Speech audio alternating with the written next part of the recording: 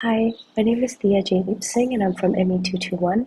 Today I'm going to be providing a quick book review of the Nelson's textbook of Pediatrics. This is the 21st version of the book and you can access it via the IMU Library e-portal.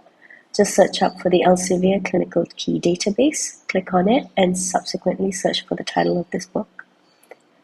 So in the main page you can see that there are a myriad of links here. There's about 748 subchapters. Which is quite good, and they all deal with the matter of the discipline of pediatrics, that is the study of infants, children, and adolescents. So here you can see at the start, they start by talking about the overview, the ethics involved in pediatrics, and then the cultural issues, some problems they might be having like child trafficking or child abuse and how to deal with that when a patient comes in.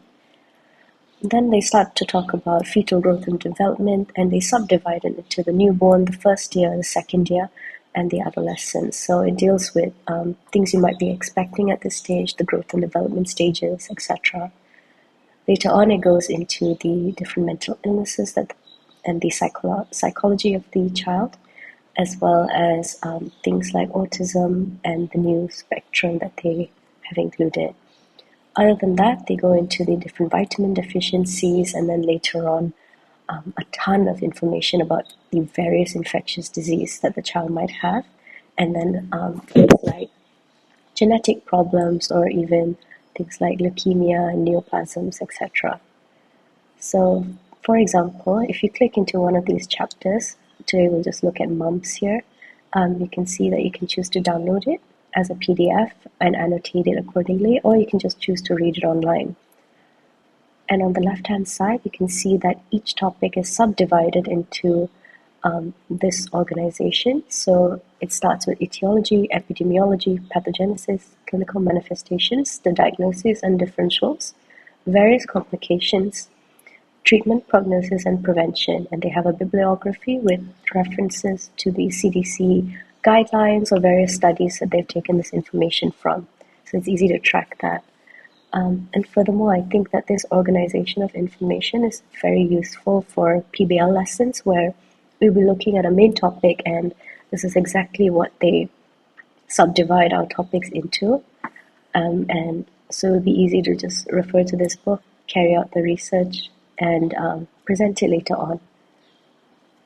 So each of this information is in relatively smaller paragraphs, and it's quite straight to the point. You can see in the start there's a little bit of a summary about mumps, and then later the etiology, the epidemiology. They use lots of graphs and tables here, so you can definitely use this for any research papers that you're conducting or PBL lessons or just for your own knowledge. Next, we've got the pathology and pathogenesis, where it affects, what actually happens, the different clinical manifestations. And now you can see that they use lots of pictures here to tell you exactly what's happening and what you would see in a patient with mumps. They've even got real clinical patients here. So as you can see, they took this from the CDC, so you can easily access the CDC and look through the picture yourself or even their article. Then the diagnosis, the differentials, the different complications, the prevention of it. So it talks about the vaccine, and then the bibliography of it. So I think this is quite good as everything is concise and everything is in one place. So it'll be easy to look through it and then just click on a link and go to the next page or the next article if you'd wish to. Going back, you can also see there's a section on videos here. So if you open that, you can watch the videos that are included with the ebook.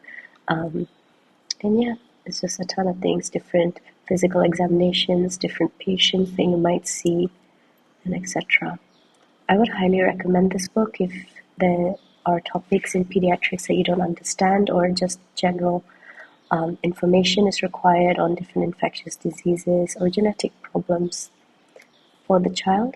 I think this will also help a lot in PBL lessons, as I mentioned, or even CBL classes. I also think that it'll be useful for clinical situations where we want quick information when we're looking at a patient and we want to refer to the pathogenesis of it, just refresh our knowledge quickly. So other than that, that's all from me. Thank you.